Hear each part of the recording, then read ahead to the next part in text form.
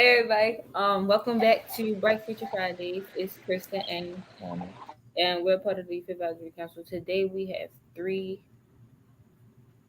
Service. we have three guests today: Mr. James, Mr. Michael, and Mr. Hanif. Uh,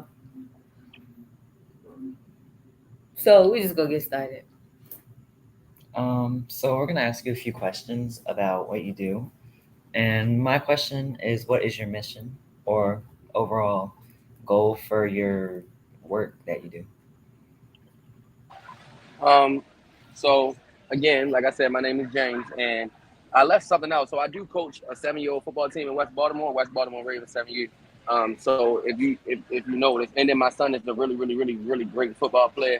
So if you notice, my whole life is about the kids, about the youth. You know what I mean? My business is called Fly Mature, and in my business, our mission is to show people that no matter you don't have to spend like the mature mind is like, okay, I can go anywhere and I can make anything look good. Like, you know what I mean? Like, I don't have to spend money to try to keep up or try to spend money like a certain amount of money on design and stuff like that. Like, we can really go anywhere. We can go to the flea market, we can go to the Goodwill store, whatever, and put it on and really, you know what I mean, be fly. So that's what the fly mature aspect of it is. Working in the schools, like I said before, to just show people that from your community, no matter what they look like, no matter what it is that they want to do, can be successful in a positive way. You know what I mean?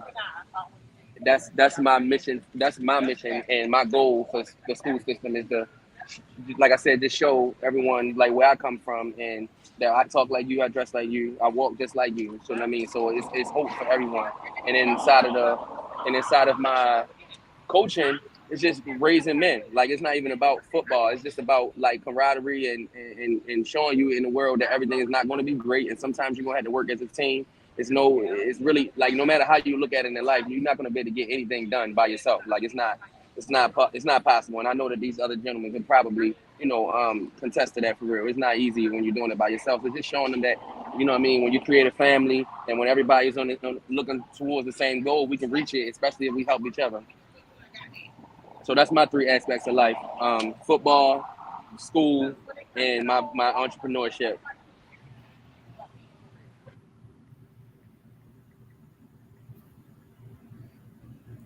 Doing me, Oh, is it my is it, you want me to go? Well, my name is Michael Bradley. I work in the school system, of course, and I guess my mission is, that's a real good question, because your mission is your purpose and what why you walking the walk, and the reason you do. I think that right now my doctor and my lawyer is somebody older than me, and at some point I'm gonna be old and gray, and my doctor is going to be somebody younger than me, and my lawyer is going to be somebody younger than me. You know, why not you? You can be whoever you say you are. You could, anything that's been done before, you can definitely do. It can be done again. So yeah, I read a million books. How many books have you read in a life? Like, man, I could write my own book. And it'll be my bread and butter. And it's my book is my baby. It's like I'm proud of it. It's one of my most I guess one of my proudest moments when I was like, I'm gonna do this, and it got done. And you can do anything you allow yourself to do. That's what's up. That's heavy. Um, yeah, I agree with both of the men. My biggest mission right now is a model that I live by. A model that we created, that we live by, is called "Be Who You Needed When You Were Younger." I live that model every day. I understand who I needed, what I needed, a big brother, a father, a mentor, all those things I needed as a child or as a youth. So now that I have the ability, the capacity to be those things for my community and my loved ones, I'm that. So my organization is called Unlimited Potential, with the acronym of UP, just to remind and motivate people to move forward. We focus on arts, entrepreneurship, and financial literacy. We believe those three things could help an individual or any person find their passion, find their journey, and live their life through that capacity. Um, the art, the art is how you identify yourself to society. My brother Michael said he wrote a book as a writer, and that's his art. Curtis, he's a coach. Like that's their art. And as a youth, it's important that you find your art as quick as possible. And for the loved ones, Michael says, people older than you, they're going to pour into you. So once you find your art, allow these people to pour into you, because it's hard to see now, but you can live your life through any lens of expertise. I got a friend that's a painter who never had 9 to 5. She paints every day, and that's how she travel the world. That's how she make her money. Like, so it's really important that y'all identify yourselves on how you want to be viewed to society, and allow people to educate you and pour into you to be that person. So yeah, so my life mission is just be who I needed when I was younger, and provide and help create opportunity for those people that need it. Okay. So second question says, what are somebody in the comments asked, what are the biggest decisions you made over the last year? What I'm gonna rephrase it. What's one of the biggest decisions you've made over the last year? I'm sorry, I missed the question, y'all. I'm sorry. It's on the screen, but I can repeat it. What is one of the Oh no, biggest it's cool. decisions you Made over the last year. Yeah, okay. So One hands of the biggest down, decisions can I I made over the last year, man. I don't fuck- Yeah, if y'all don't mind, I can go with this one. Answer this one. All right. go ahead? So the biggest decision that I probably made over this year, it's probably two or three. I think one is more so like deciding to care. Like, I decided to care and to get focused and to really be disciplined and really create goals and start achieving those goals. I think that's probably one of the biggest decisions I had to make. I feel like there's like a feeling inside your stomach, inside your gut, that tell you that it's time to make a difference. It's time to change. It's time to level up. But like, you really got to put yourself through those sacrifices. You really got to look yourself in the mirror and really like commit to those changes, commit to everything that you're telling yourself. So I think, like, for me, it was just like the biggest decision I took was like making that commitment, signing that letter, like, hey, like, I'm about to take life serious. I'm going to take my journey, my passions, my goals, and really like put myself in position to really like feel like I'm achieving some of those goals. That was probably one of my biggest decisions. And then after that, of being like a 501c3, a business owner, I think like my other biggest decision was really like taking a step back and allowing people to help me. I created a business and it became my baby. I loved it, and I just want to always see it grow. And I'm realizing if I really want to move forward and really create like a larger impact, I gotta bring people on board. I gotta let people have. I gotta allow other people to feel like this is their baby as well. So I think those are the two biggest decisions or sacrifices I'm making this year. So I probably had two biggest decisions, and I just want to piggyback off of him as well, because I just want you want to be your best self, and you got to make that agreement with yourself. So the agreement I made is that I'm going to be my best self, and my best self is different from his best self, and you guys' best self, and everybody's best self is different, But you know what you see for yourself better than anybody, because every day you get to walk around being yourself. So you know what's good for you. And my second was probably this is probably my biggest one. My daughter lives in New York now, and I had to be okay with co-parenting from New York. I live in Baltimore, and she and we and it's like we're doing what's called an unaccompanied minor. So she's flying back and forth from New York to Baltimore on the weekends. So she comes and drive 5 hours, and we meet in the middle. And it's like we still have to make it seem regular. And it's while I miss her every day. This is somebody I used to see every day, and I see her on the weekends or every other weekend or whatever it was. But it's a better situation. The school system is just better. She's learning more. She's flourishing. And my goal is I want my kids to be better than the best them they can be. And her best self is where she is, not where I want her. So I got to make that agree with myself. So So I feel like I had to think about this hard. I'm glad the two gentlemen went before me because I really had to think about this hard. So selfishly, right? All right. So I feel like my biggest decision in this last year that I had to make, like I stated earlier in my introduction, that like my son is a really really great football player, right? So but I'm also a coach, right? So football is like Monday 5 days a week for both of us, and to me, I feel like I never missed. He's 10 now. He's been playing football since he was 5. I never missed a game. I always been there every practice, this and that, right? But I feel like when I became a coach 2 years ago, I wasn't really all the way in at first, but then I grown to love my own two children on my team. You know what I mean? And like like they looking up to me, they screaming my name when I'm walking in, they see me out, you know what I mean? Their parents reaching out on a regular, yo, my such and such asked about you today, whatever. And it just made me feel like cool. And I'm like, yo, so now I felt like I was in a position where do I choose my son or do I choose myself? But then it's like when I started really looking at the bigger picture, it's like, no, I'm not choosing myself to coach because I really love to coach because of the children. So it's like, okay, so how can I balance that? It's really no balance, honestly. And then normally I'm like a two job type of person. I'm like normally always hustling to try to make my outside entrepreneurships work more. So I was like, you know what? I'm gonna give that up and I'm gonna focus solely on football so where I can split my life and I can still coach and then still be there for my son. And then the biggest thing that when I really opened my mind up and talking to someone that was a little bit older than me and I also spoke to my fiance about it as well, is when I'm showing so now I'm really showing my son what sacrifice really looks like, right? And that I can, like, I'm not only there for him, I'm his biggest fan. He always got to understand that. But people like my children on my team are not as fortunate as you sometimes, son, to have a great dad, right, in their life.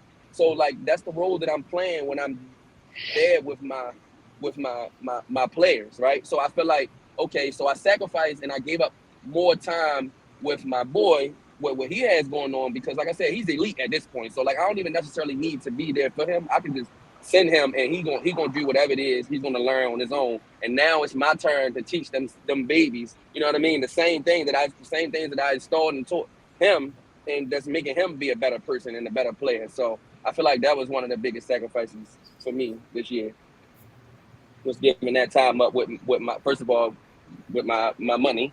That's number one, which is really important in life. And my time with my son, but it's for a greater purpose. You know what I mean? Next question. What is something or someone, you can do someone, what is something or someone that inspired you or inspired you? Uh, can I go first? I always tell the same story. I used to go to a daycare, and I was young. I was like, ugh. I was in kindergarten, and I used to go to this lady's house. And her name was Miss Alicia, and her grandson name was LeVar.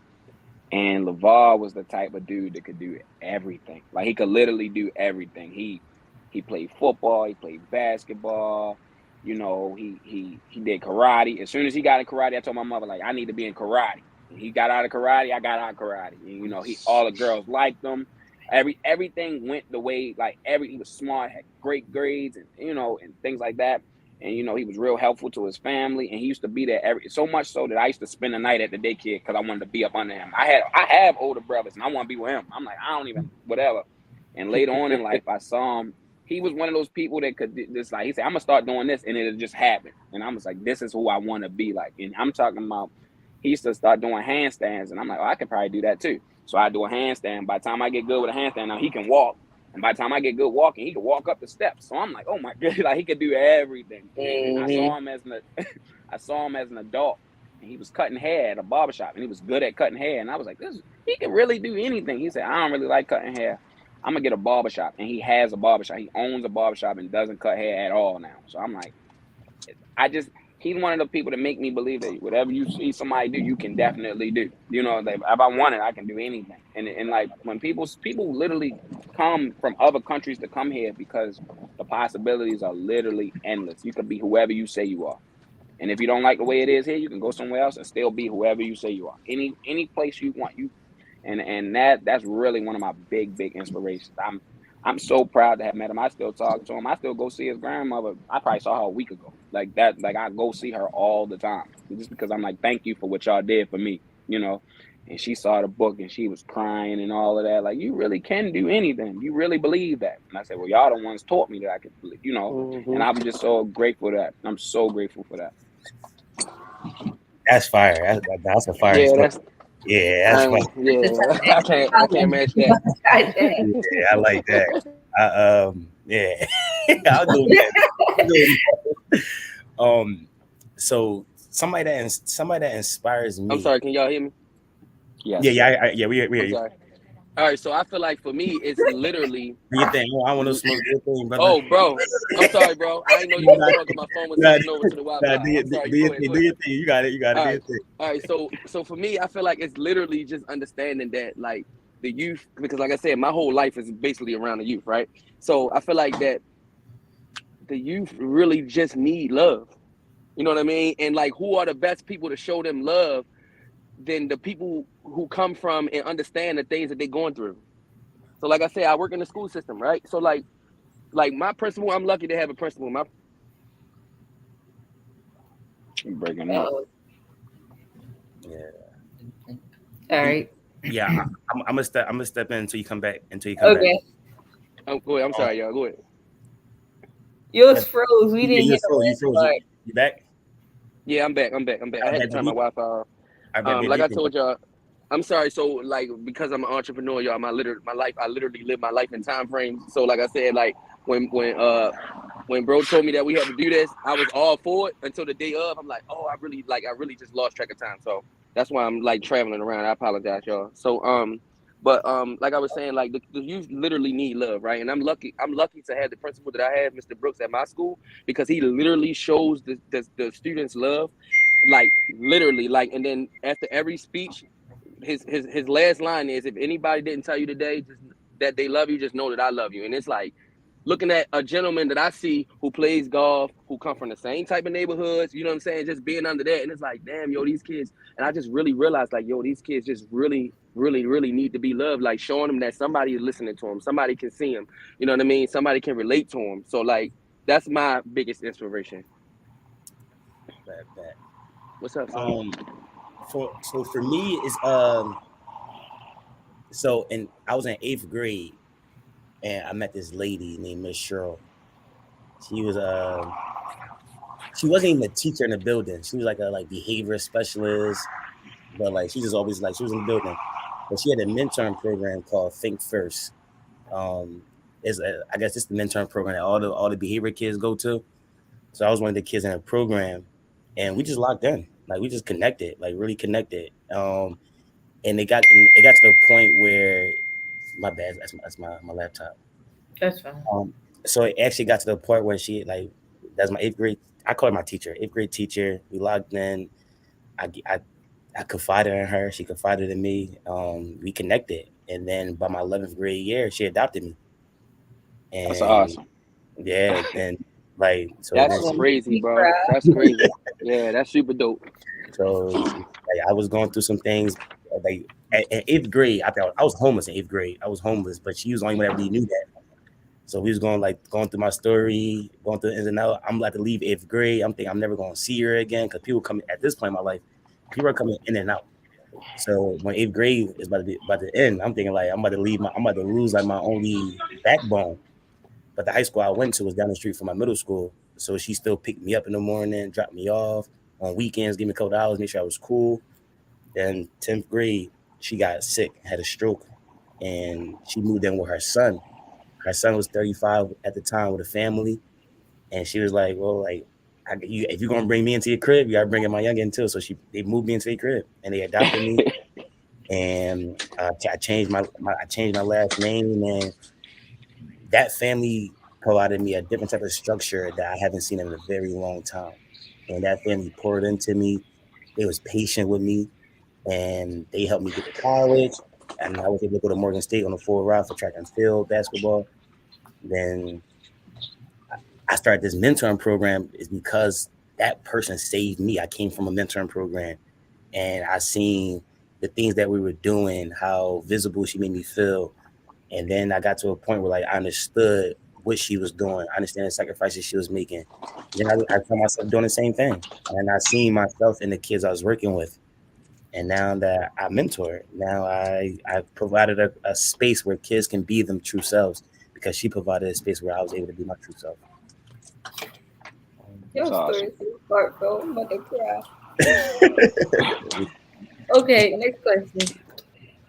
So this person asks, what is your secret to dealing with disappointment? When I was like a kid, my mom, and that's probably the smartest person I know. So anything she says is always gold to me. But she'd say, you can't expect you out of somebody else. You can't expect a person to handle things like you. So if you don't expect nothing, there's no room for disappointment. So I don't often get disappointed when a person does what they would naturally do. They are being themselves. So you can't really be upset for somebody who being themselves, especially when you invited them into your space, because all your friends are people you pick. You hand select your friends. Nobody pick you. You don't have to inherit a friend. If I want to be your friend, you got to want to be my friend too. So now we friends. And if I don't, then now we not. It doesn't matter. So, you chose this person to be in your circle. So you can't be disappointed for them showing who they are, because that's who they are. So you don't have, it shouldn't be disappointing. Disappointment is something you chose to feel, you know. Yeah. And just to piggyback on that, the secret of disappointment, I feel like there's no secret. Because if there's a secret to disappointment, there must be a secret to happiness. There's no secret to emotions. They're just emotions. And as humans, you got to be comfortable to sit in those emotions, be comfortable to navigate those emotions, and to know that you're human like everybody else.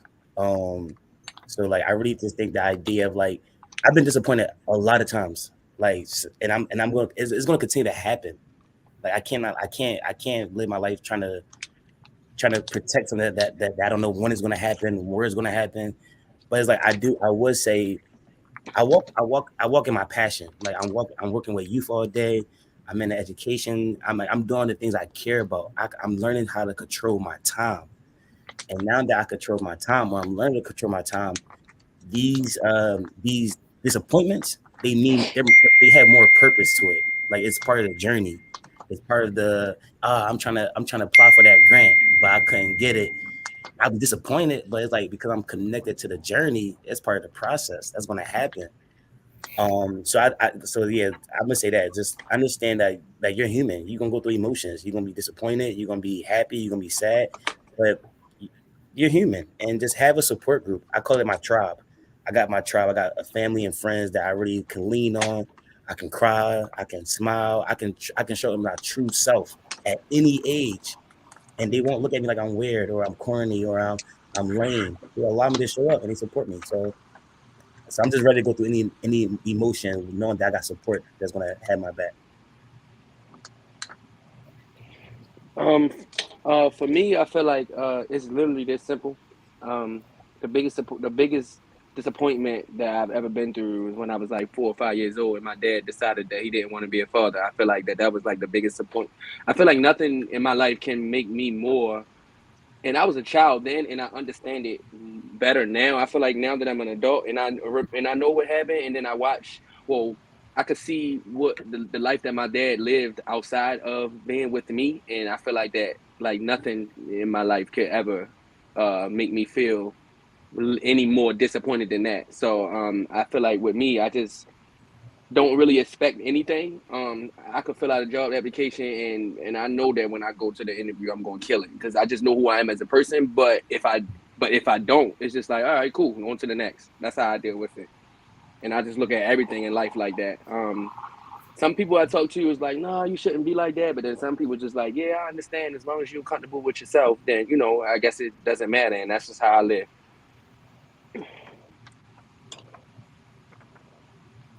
Okay. Next question is, what do y'all want your legacy to be? Ah, that's a good one. Ooh, um, I, Oh, I, I, that's I, I, stuck. because you could. So I think because a lot of us a lot of us excuse me. I hope I can speak for my brothers on this call, but it's like Absolutely. a lot that we're doing is we're trying to be in a position to build legacy. I think like for me, so like, I'm answering. So this is how I think about it. As a kid, we always hear the idea of like, oh, legacy, legacy, legacy. But as I get older, I'm really understanding like what does it mean to even be in a position to build legacy. And a lot of people are never even given the idea or opportunity to build a legacy out. So before I build my legacy out, I have created me a what I think is a strategic master plan. And if I follow this master plan, it will put me in a position to even have a legacy. But to answer your question, my legacy is really just a different experience that I have grown up in society. Like with my kids gonna, I don't have any kids, but with my kids gonna experience, is gonna be different than what I had. Everything, but also I want to be able to operate in peace, I don't want to always operate in chaos. So my legacy might be an RV traveling to every national park because I only thought that was just something you see on TV. So my piece might be 100% different than what I'm going on right now. But Right. for me to say that I made it and I'm successful is to have a family structure that's uniquely different than what I grew up in, and to live and to be able to operate in peace and not always operate in chaos. That's awesome. I, yeah, I think that like when you look at legacies, the legacy is built. The legacy is the part at the end. So I don't know what my legacy is today, and it could change tomorrow, and it could change the day after that. But what I think that will probably stay consistent is like I want my kids and my wife and my family to be proud to wear my namesake, to be proud to be like I'm attached to this. I'm a part of this, and all these great things he did, or whatever. I'm attached to them because he did them with me in mind, with me in his heart. So my wife, my kids, because in my family right now is my mom was actually adopted by my granddad, from who I know to be my granddad. And Bradley, he passed away when I was a kid, but Bradley is literally me, my younger brother, my kids, and that's it. And my mom, and that's it. There's nobody else. So it's like I want everybody to be like, yeah, I'm a part of that. So even when people, let's say I get married or whatever, I want her to be like, yeah, I'm proud to wear this name because he's done all these great things, and these great things are good for everybody. It's not just good for me. It's not just servicing her. It's not just servicing me. It's not just servicing my kids. It's servicing you, and it's servicing Mr. Richard. And it's like, it's so funny that he and I were talking recently, and I was probably like y'all age when I met him. So we was kids, and saw him as an adult, and I was like, this is kind of crazy. It's kind of crazy that you're doing all these things when I know you. Like, it's so funny. You say, Mr. Richard, and I'm like, money, money, money. And I'm looking at him text me, and it say money. I'm like, ooh. His mother called him money, So it's kind of like, but you don't know him in that light, but I do. And it's like, so his legacy is in itself is just like special in its own, just based off of knowing him, where he come from, and what's happening to him in his life and things like that. Like, we used to sit in the class together. Like, he was in my class. Like, it wasn't like I saw him across the hall. He used to sit 2 seats by me, like 1 table over. And he'd play around, and we stayed at the school, and he lived in Cherry Hill. I lived all the way over west. I catch the bus all the way from the first stop to the last stop to play him, and I stayed late to play him one-on-one because he was the best dude in the class or whatever. Then he became the second best dude. Ask him. That's a true story. That's the honest to God truth. That's the honest to God truth. So, it's funny though because that's what I had got a little tongue twisted earlier, because I wanted to say money so bad, right? But I'm not supposed to call it money, right? But with me, I feel like I just want somebody to be like, how hard I'm smiling right now talking to y'all. I feel like I just want somebody to be like, when I go away from here, and to be like, yo, I ain't gonna lie, Mr. Green did his big one. You feel me? Whatever that is to them, that's how I feel. You know what I mean? I really don't have the answer to that question when it comes to my legacy, but like, I just want people, like, I feel like I try to put positivity in the world every day so I can get positivity back. So whatever I meant to that person that's gonna be sitting back thinking about, like, hey, I remember when Mr. Green said this, or you know what I mean? Like, whatever that is for them. That's how I'm looking at it. Okay, so this is our last question that we have. And the question is, where do you see yourself in the next 5 to 10 years? Which is really kind of the same as legacy, but So the next, go ahead. So in 5 to 10 years, how I see it. So I see myself having a better understanding of what it means to take care of self in 5 to 10 years. Traveling a lot. I travel often now. I spent like 2 months in Egypt. Spent a couple weeks in Rio. So like, I just want to continue traveling, continue to learn cultures. I truly feel like life isn't about a right or a wrong, but it's about an understanding. And the more you understand, the more dialogue we can have, the less judgment we can pass. So I just want to travel and get as much understanding as possible. And while I'm doing that, have a I don't want to like just, and I'm trying to say this carefully. I want to focus on really attacking systems versus feel good ideas. Like if I'm in the education system, I really want to start like focusing on like really changing something that I think is implementing a change for the better for time to come versus executing a back to school drive today. So really, so to answer your question, in time to come, to really create more impact in a substantial way, and really be in a position to travel and control my time more. Mine's Go ahead. Go ahead. go ahead, Mr. Bradley. I think that I can't speak to where I'll be working. I can't speak to the field I'll be in. I can't even say that I'll definitely be in the school system in 5 to 10 years. Anything can happen. But what I do want to do personally for myself, is lay down some foundation. Like maybe the house won't be built, but I'm very careful with all of the things I do. I never do something without, like if somebody asks you, well, why did you do this? And you like, I don't know. That means you should have never done it. So anytime I do anything, I always make sure if somebody say, well, why did you do this? I'm gonna say, well, this is why I did this. This is why. I always got it. This is why. Because you don't want to be sitting there looking like shrug your shoulders, like, I don't know. That definitely. I tell my kids that. I tell my girlfriend that. I tell everybody that. Like, if somebody asks you, why you do that? And you like, I don't know. That means you never should have done it. You should have not done it in the first place. So I'm laying down some foundation. They say, well, what you laying foundation for? To have some stability, to have some safety, to have something, hopefully when my kids get old enough, I can give them a car rather than them having to work and feel like they gotta jump into deal with adult burdens as a kid, or when they graduate college, I'm like, well, here's a house. You can sell it, you can keep it, whatever you chose to do, but this is yours, so you can have some foundation. I'm trying to set some foundation so that they can be like, have a head start, if you will.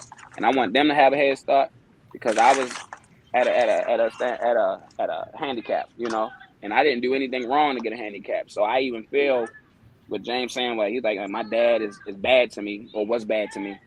I can't think of nobody who was worse than me than my dad, but I'm thankful for that because that made me like, I don't know what he would have did, but I know what I don't want, so I know that other people probably wouldn't want that either. So I just want to, I'm sorry, this kid's out here yelling or something, but it's looking for some foundation. That's it. I just want everybody to be okay.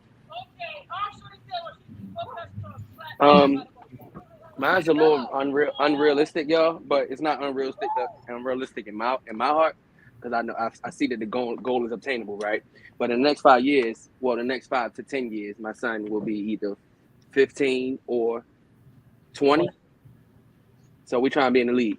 But anyway, in all reality, though, you know what I mean? That's like it's obtainable, but you there, baby. Just be present in his life and you good. Absolutely. So anyway, so like I told y'all before, I live my life in time frame. So I really don't know, y'all. I just come out, I just get up every day and just whatever the day holds, I just try to go hard at it, and whatever it is that I'm doing in my life at that moment, I just do it at like 150%. So whatever that's going to get me in the next 5 to 10 years is cool with me. All right. That's probably not the answer y'all looking for, but that's me, y'all. I gotta give it to you, bro. Yeah. Okay, this really is the last question, but y'all really already answered it. What advice would you give to the youth as the last question? Listen to us. Y'all gotta understand that we the young OGs right now, right? Because, well, I don't know about the other two gentlemen, but I'm 33. So like, you got to think like the 50-year-old dudes is like people that we look up to, but then we also moving into that. So like, we not young no more. You know what I mean? So like, we getting the wisdom from them and for what we've been through. You feel me? So I feel like we in a perfect age. We in our prime right now. So whatever it is that we trying to give y'all, whatever jewels, whatever gems you can take from all of us and put it together and obtain your own understanding of life. Like my man said earlier. I feel like that's it. Like, listen to us. We ain't going to steer you in the wrong direction. I ain't gonna never tell you to go get a job if you ain't trying to, and I ain't telling you to be an entrepreneur if you ain't trying to do that either. Whatever it is that you're trying to do in life, just go 150%. That's my advice to the youth.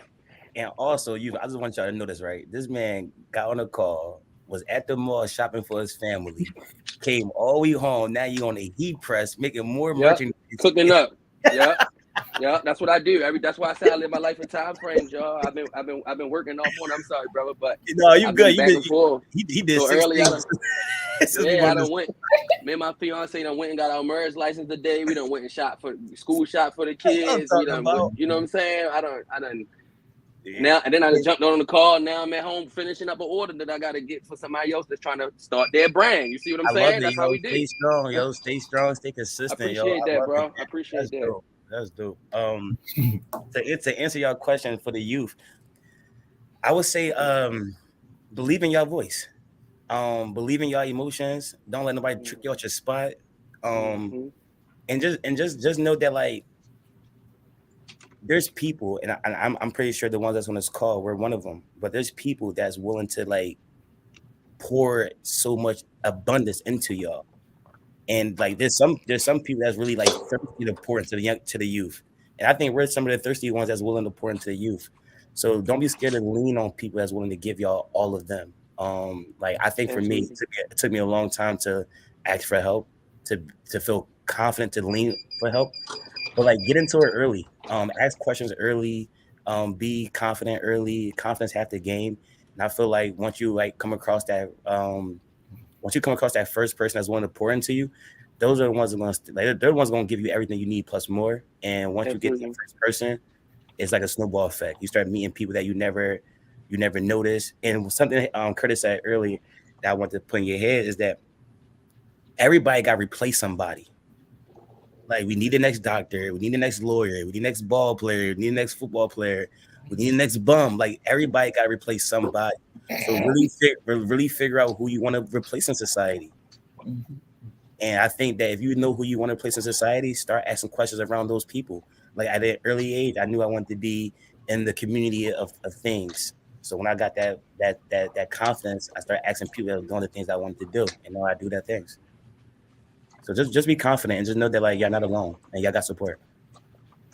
And don't be afraid to do whatever it is where your life is leading you guys. Like being an entrepreneur is not something that I wanted to do. So when I started my Fly Mature brand, one day it was just one of me and my friends in 2010, just having a conversation, and I was looking at it in the way that I was looking at it when I was 20 years old, right? Like, yo, I basically want to have like a family, not necessarily a gang, but a family. All right, what could it be?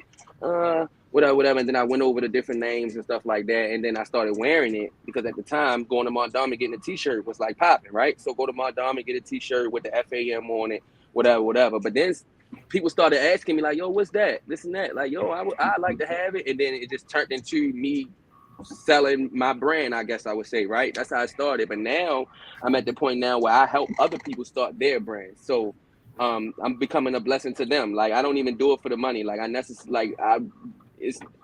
try to charge the cheapest prices possible. One, because I'm not trying to get rich off of you, right? I'm trying to help you do whatever it is that you want to do in life.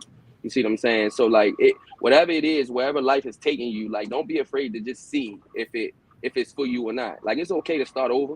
You know what I mean? I'm 33. Yeah, I done started over plenty of times. I just joined a new school in Connections in January. I started out in the school system. This is my first year in the school system, actually. I started out at Maryville in September. And then by January, I was getting a new position at a different school with more money and better benefits. So, you know what I mean? Like whatever it is in life, just don't be afraid to fail. That's important. You know what I mean? Okay. Thank you guys. Thank y'all for listening out last year. Hope y'all absolutely. And do y'all have any questions for us? Yeah, so what you gonna do when you get older? Any other questions? You don't want to answer that question. Nah, I don't got no questions. I definitely appreciate hanging with y'all, talking to y'all. And definitely, whatever y'all need from me. Mr. Moore got my contact. He got my social media. Whatever y'all need, just let me know. I got y'all. So one quick question, guys. So is this something that you guys do on a regular? Is this something that's just for the summertime? Because honestly, like I said, if I work in the school system, it would be love for y'all to come to our school and speak to our students about what it is that you guys do, and and your goals in life and stuff like that. So, if I can outreach, is this something that you do on a regular or just for the Yeah. summertime?